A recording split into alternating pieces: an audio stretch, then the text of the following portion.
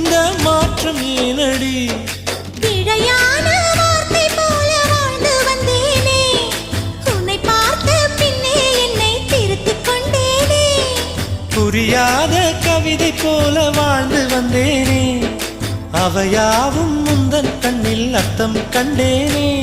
இந்த அருக புல்லின் மேல் பனித்துளியாய் நின்றாயே, இந்த பருவத் தோள்களில் பச்சை கிளியாய் வாழ்ந்தாயே.